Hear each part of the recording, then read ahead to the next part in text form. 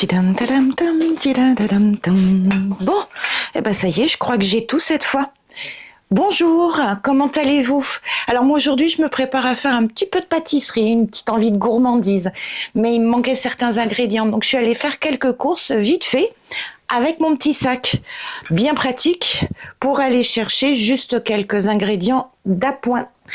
Donc me voilà munie des ingrédients qui me manquaient, voilà ma petite liste, et j'y suis allée avec mon petit sac, quand même beaucoup plus joli, beaucoup plus sympa et beaucoup plus écologique que ce genre de sac que l'on nous donne encore et qu'on ne devrait plus utiliser, parce que ça dans la nature, on sait ce que ça donne.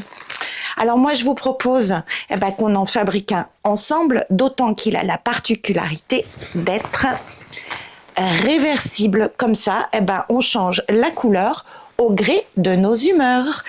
Une vidéo, je vous la propose en 3 temps. Premier temps, on regarde ensemble comment fabriquer son patron. Ben oui, vous pouvez le faire vous-même.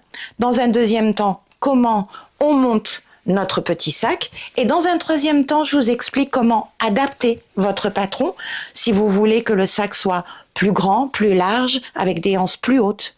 On y va? C'est parti!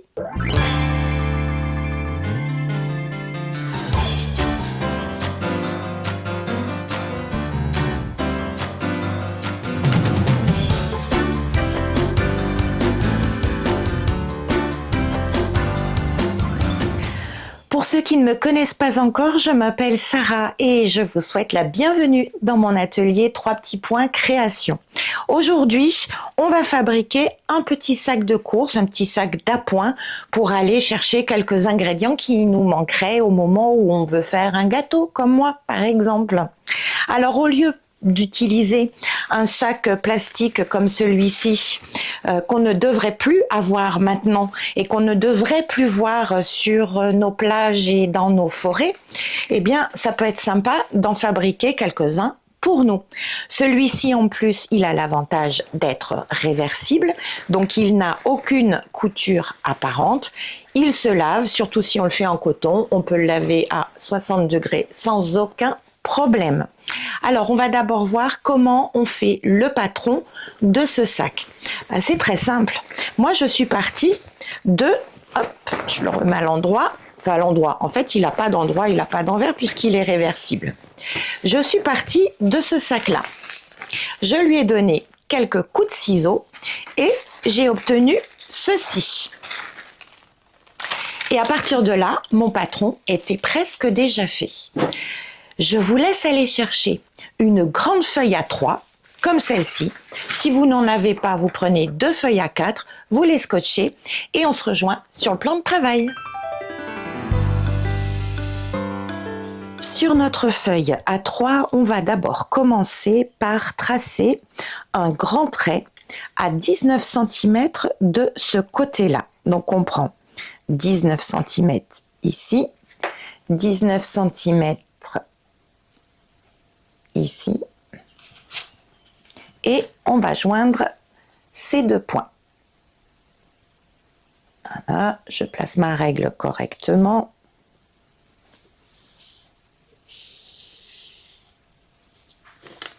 Premier trait. Ensuite, on va tracer un deuxième trait à 13 cm du haut. Donc je mesure 13 cm ici, 13 cm ici, et je joins ces 2 points. Voilà. Ensuite, je vais tracer un autre trait à 8 cm de celui-ci. Donc 8 cm d'ici à ici. Même chose en haut. Et je joins ces 2 points. Je vais maintenant tracer un trait à 2 cm de ce bord-là. 2 cm ici. 2 cm. Et je joins ces 2 points.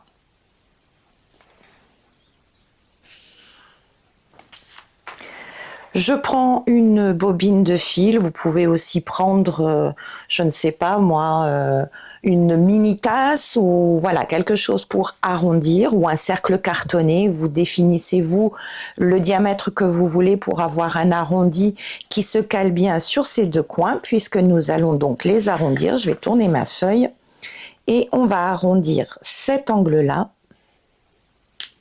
et cet angle-là.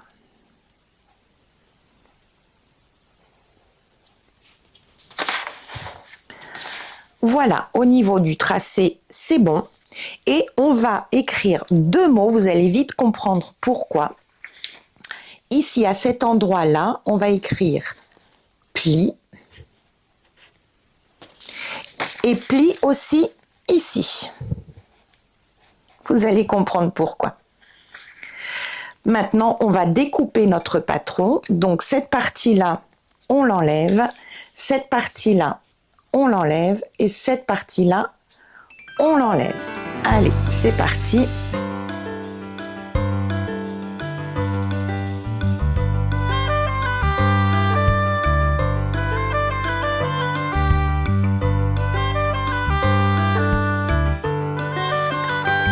Voilà, notre patron est prêt. Et oui, déjà.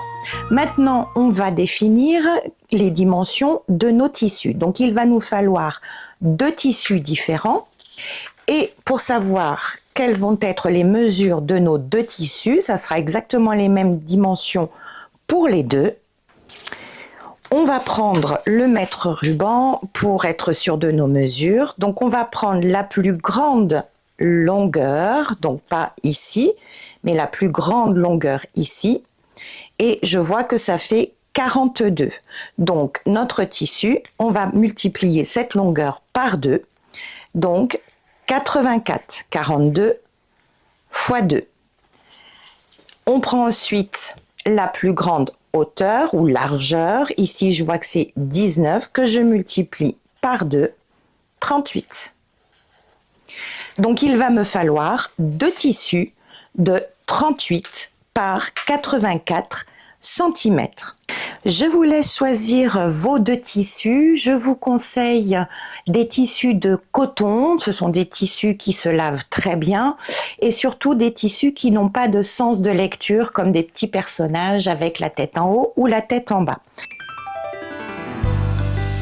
Pour vous expliquer comment on va monter le sac de course, j'ai préparé un petit patron qui est en fait à l'échelle 1,5 par rapport au patron que l'on vient de faire ensemble, simplement parce que ça passera mieux dans le champ de la caméra. Donc j'ai préparé les tissus en fonction de ce patron, mais ne vous inquiétez pas, c'est exactement la même chose. Donc pas d'inquiétude, on suit bien le montage. De toute façon, on n'a plus aucune mesure à prendre, c'est juste de la manipulation, un petit peu de couture, un petit peu de pliage, et c'est parti.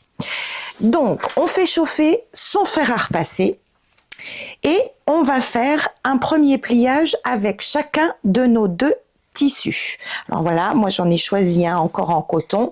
Ça va donner un tout petit sac qui va être un petit peu comme celui-ci. Si vous avez des petites filles dans votre entourage qui ont des poupées, ou vous pourrez leur offrir ensuite si jamais vous voulez le faire en tout petit aussi. Alors, avec chacun de nos tissus, on va faire un premier pliage endroit contre endroit dans le sens de la longueur. Et ce qui est important, c'est de bien repasser. Le montage est vraiment très très simple. Il suffit juste de bien repasser à chaque pliage. Voilà le premier pliage. Et maintenant, je plie dans le sens opposé. Comme ceci. Je vérifie que tout est bien plié et je passe de nouveau un bon coup de fer. Je vais le laisser refroidir. Pendant ce temps-là, je vais faire l'autre. Allez, endroit contre endroit, dans le sens de la longueur. Et je repasse soigneusement.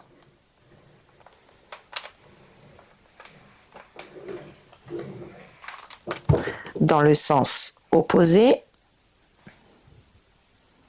bien bord à bord, j'aligne bien mes bords, je vérifie que le pli ici est bien formé et je repasse. Voilà, celui-là, je le laisse refroidir et je vais reprendre celui-ci. Je prends maintenant ma pièce de patron et maintenant, on va comprendre pourquoi on a écrit pli ici et pli ici. Ici, nous avons des bords francs, pli et de ce côté-là, pli également. On va placer notre patron en fonction des plis. Donc, ce côté-là doit être le long des plis, ce côté-là doit être le long des plis. Les autres sont du côté des bords francs. On place notre patron comme ceci et on vient tracer ces deux parties-là. En voilà une. Mon feutre est fin. Alors, pour ceux qui ne connaissent pas, ce feutre est un feutre qui s'efface à l'eau. Comme je sais que ce sac, je vais le laver plusieurs fois, ma foi, ces traits-là ne se verront plus. Maintenant, je vais me munir d'une paire de ciseaux à tissu et je vais découper très soigneusement.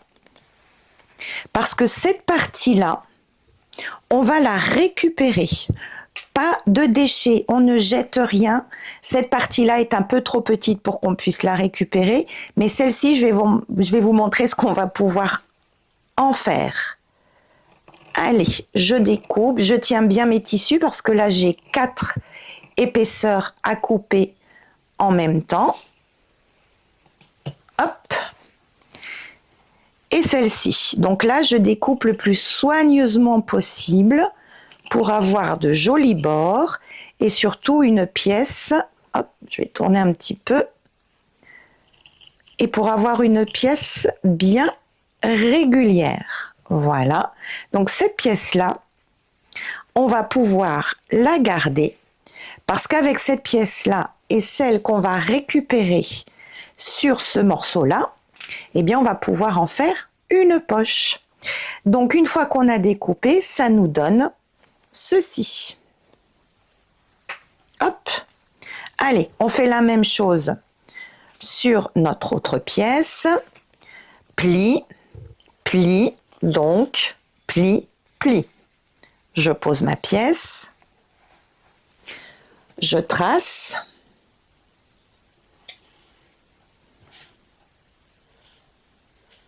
Hop. Voilà. Et je découpe soigneusement. Alors cette pièce-là, on ne pourra pas la récupérer. J'ai essayé de faire des petits rubans avec, mais c'est vraiment pas évident. Après, toutes ces petites pièces-là, ce qu'on peut faire, c'est les découper en tout petits bouts, les mettre dans un sac et on peut s'en servir pour faire un rembourrage quand on veut faire, par exemple, un doudou, une peluche, un petit coussin. Les petites chutes de tissu peuvent servir au rembourrage.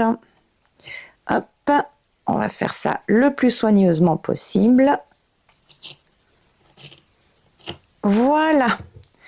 Donc ici, je récupère ces deux pièces et me voici déjà avec, on devine déjà la forme du sac. Donc ces deux pièces-là, hop, qu'on vient de découper, on va les mettre de côté pour le moment. Hop, et on va s'occuper tout de suite de nos deux pièces récupérées. Je vais leur passer un petit coup de fer. Voilà. Et là, on a deux solutions. Enfin, en tout cas, moi, je vous en propose deux. Soit on met les pièces endroit contre endroit comme ceci, en les alignant. On prévoit une petite ouverture ici et on coud à 1 cm du bord. Alors moi là c'est moitié, donc ça sera 0,5, mais on coud à 1 cm du bord, tout autour. On laisse une ouverture ici, on retourne et on aura une grande pièce doublée que l'on pourra poser sur une des faces de notre sac, comme le sac que je vous ai montré au tout début, où là j'ai fait une grande pièce. Ou alors, deuxième solution, on prend chacune des pièces individuellement, on les plie en deux, comme ceci.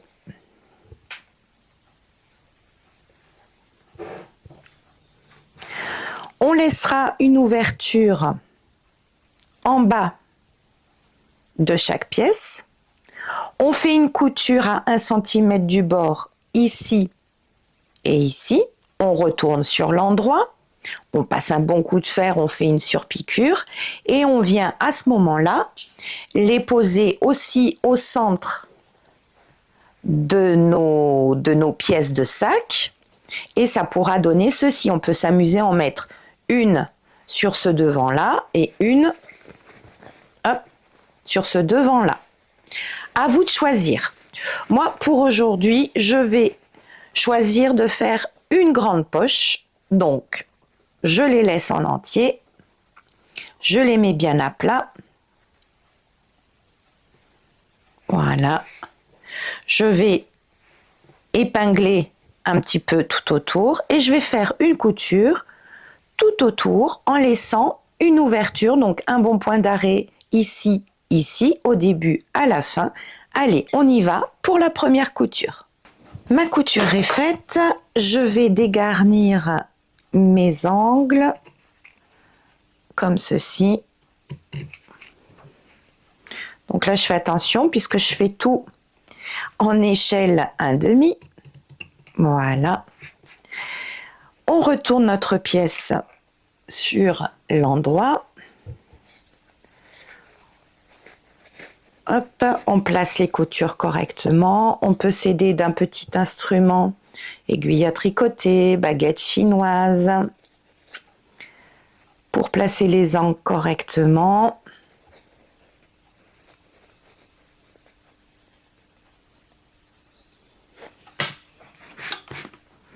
Les angles, les coutures. On rentre les marges de couture correctement. Voilà. Et on passe un coup de fer.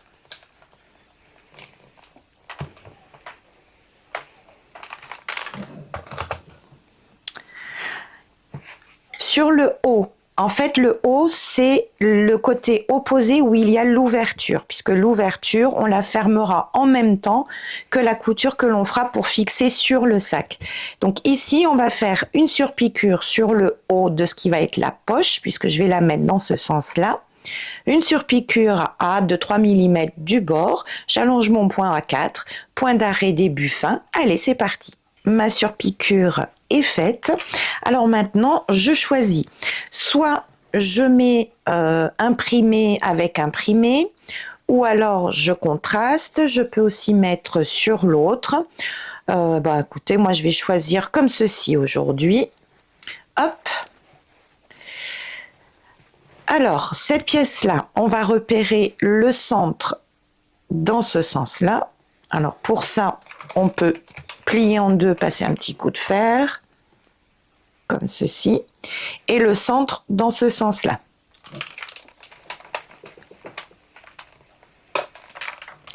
Comme j'ai choisi de placer sur l'avant de cette pièce-là, ici j'ai déjà le centre, je vais aller repérer le centre dans la longueur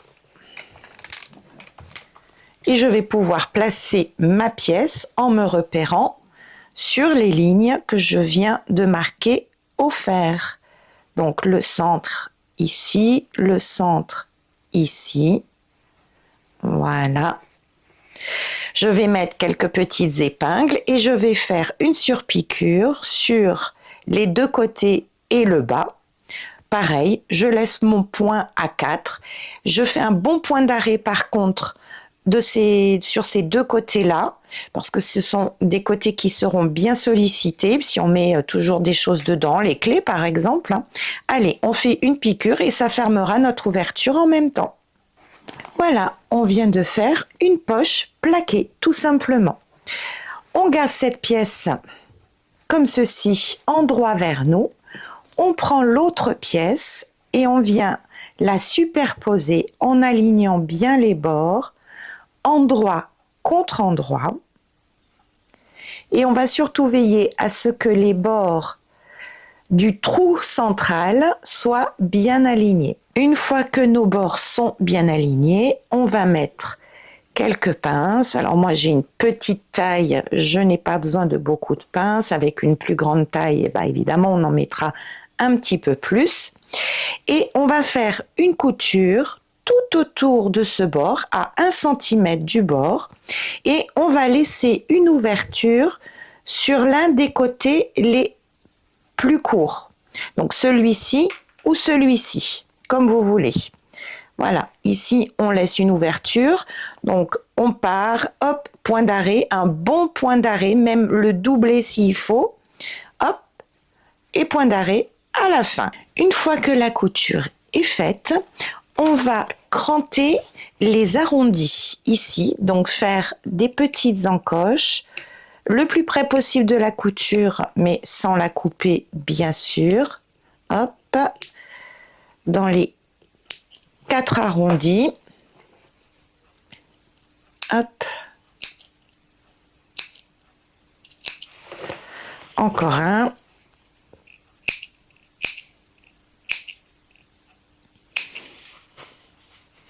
et comme pour le système de la fenêtre dans la trousse Window, allez voir si vous voulez savoir de quoi je parle, une jolie trousse avec une fenêtre. On va prendre ce tissu-là et on va le passer de l'autre côté en passant par la fenêtre.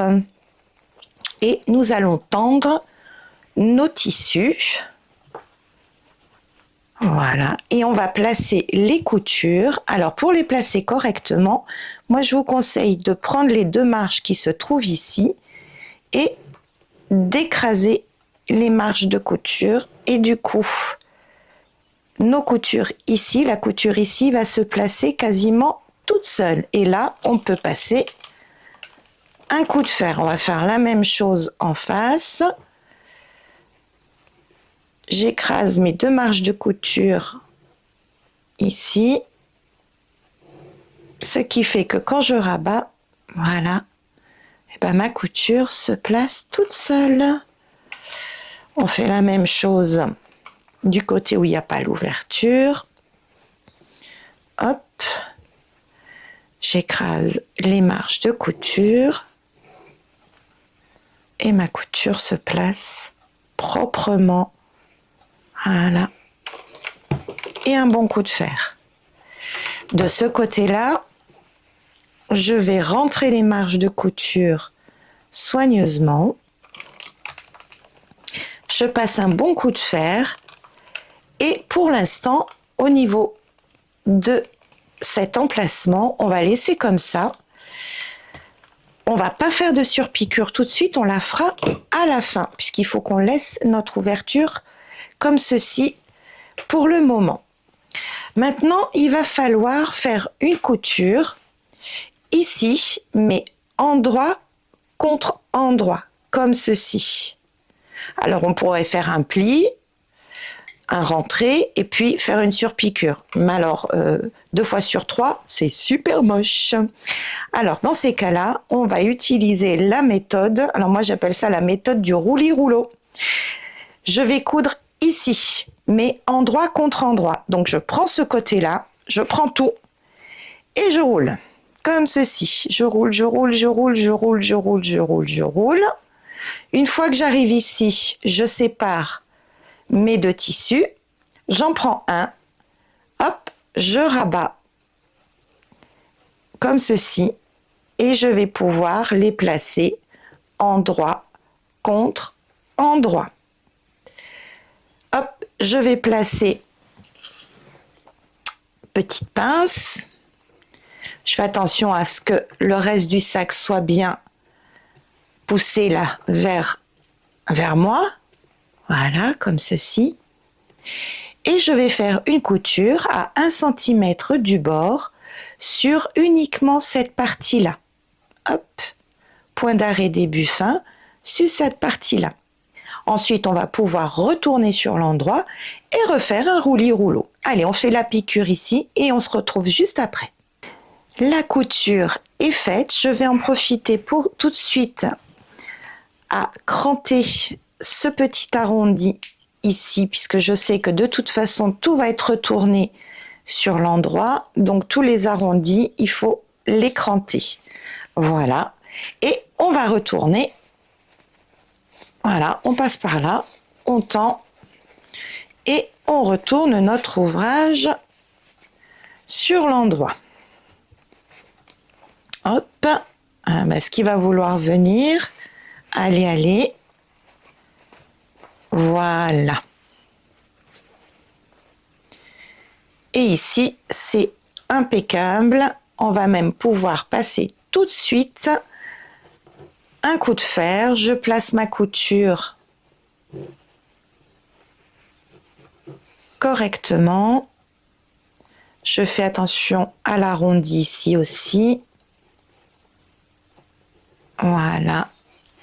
Et je passe un bon coup de fer. Hop. On répète l'opération. Je veux coudre endroit contre endroit de ce côté-là. Allez, roulis-rouleau. Je roule jusqu'à ce que j'arrive au bord qui m'intéresse. Je sépare mes tissus. Hop, je renverse. J'attrape. Et me voilà, endroit contre endroit. Petite pince. Je pousse bien le rouleau vers moi pour pas le prendre dans la couture. Voilà. Et je refais ma couture à 1 cm du bord avec les arrondis bien soignés. Ma deuxième couture ici est faite. Je crante mes arrondis.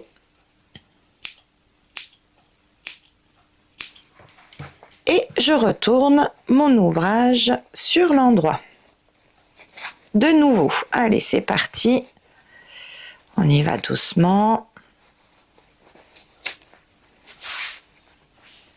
Voilà. J'y suis presque. Voilà. Pareil, on place la couture correctement, on forme les arrondis, on place la couture, hop, et on passe de nouveau un bon coup de fer. On en profite pour en passer même un petit peu de partout, parce qu'à force de manipuler sur l'endroit, sur l'envers, ça se froisse un petit peu et c'est toujours bien de travailler sur un tissu bien repassé. Voilà. Si je vous dis qu'on a bientôt terminé, vous me croyez? Hop, maintenant, on prend ces deux parties-là et on va les mettre l'une en face de l'autre, comme ceci. On va mettre ces deux parties-là bien face à face, ces deux coutures. On met une pince. Hop. On aligne bien les bords.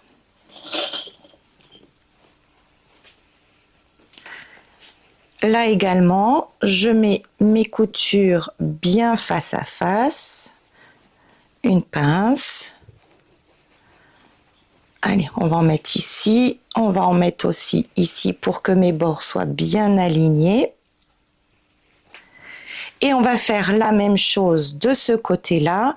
On vérifie que ces deux anses ne soient pas pris dans la couture comme ceci, par exemple. Donc, on fait bien attention. Et on met des pinces. Voilà. En plus, on les sent. Donc, on fait attention. Et maintenant, on va faire une couture tout autour. On ne laisse pas d'ouverture, puisqu'en fait, l'ouverture, elle est là. Donc, on fait tout le tour à 1 cm du bord Pas forcément de point d'arrêt au début puisqu'on va revenir sur notre couture et le bon point d'arrêt qu'on fait à la fin devrait suffire. Notre couture est faite. Puis alors moi, partie comme j'étais partie, moi quand je fais des angles, je les coupe, je les crante. Mais en fait là, il n'y en avait absolument pas besoin. Bon, enfin, c'est pas grave. Maintenant, on va faire un petit pliage qui va nous permettre d'obtenir ce côté qui puisse se plier et se mettre bien à plat, qu'on puisse bien plier notre sac, tout en ayant un petit peu de gonflant une fois qu'on le remplit. Pour cela, il suffit de faire un pliage très très simple, c'est-à-dire qu'on va prendre au niveau du fond de chaque côté, on va prendre le bord et on va venir le rabattre comme ceci. Alors, de combien de centimètres? Eh ben, écoutez, ça va dépendre de la anse. Alors, on prend son patron, on plie la anse en deux et ça nous donne la mesure. Hop, comme ceci. Voilà. C'est la anse divisée par deux. Je mets une petite pince, je fais la même chose de l'autre côté.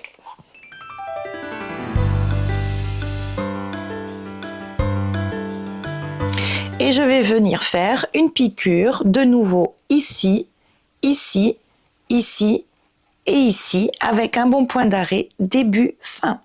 Une fois que les côtés de nos fonds sont cousus, eh ben on va pouvoir retourner sur l'endroit en passant par l'ouverture ici.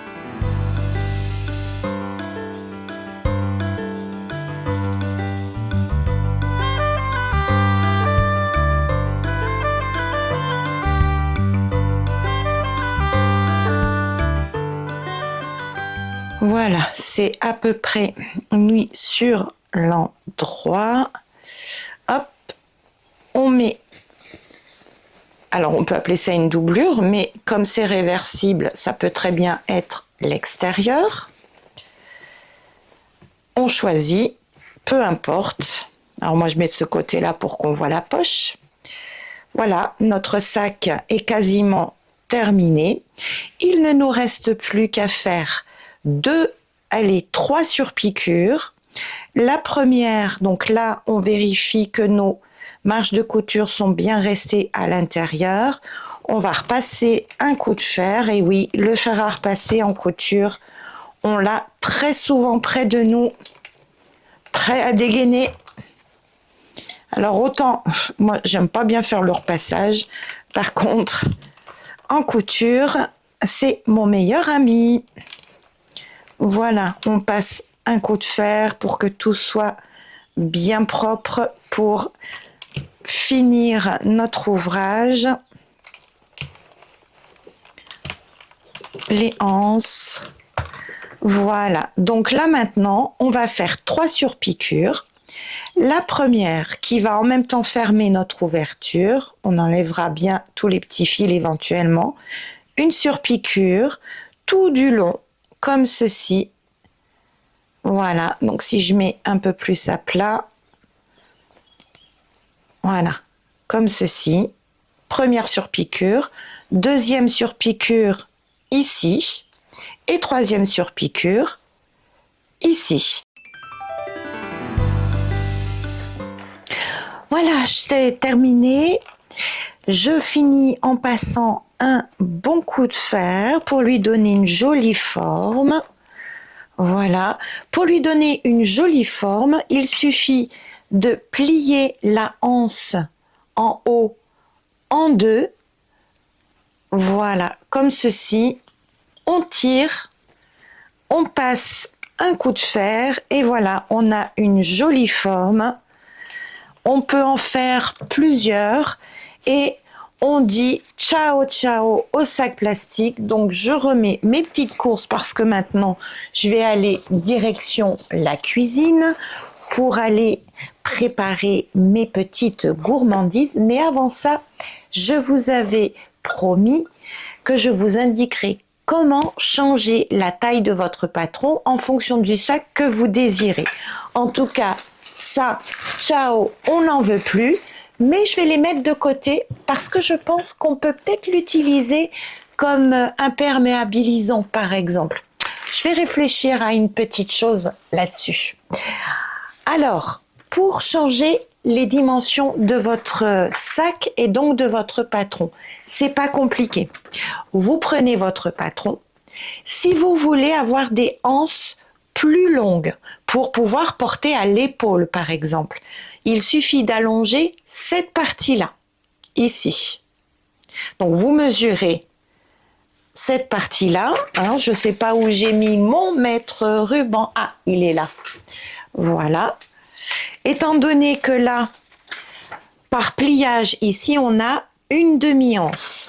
Donc, on ne mesure pas toute la anse complète, on mesure juste de l'épaule ici, du haut de l'épaule, à la partie où on voudrait que le sac commence. Et à ce moment-là, on allonge d'autant cette partie-là.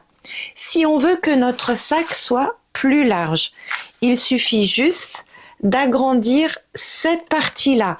Attention, dès qu'on allonge ici d'1 centimètre, ça va allonger notre sac de 2 centimètres parce que là, on a le pli.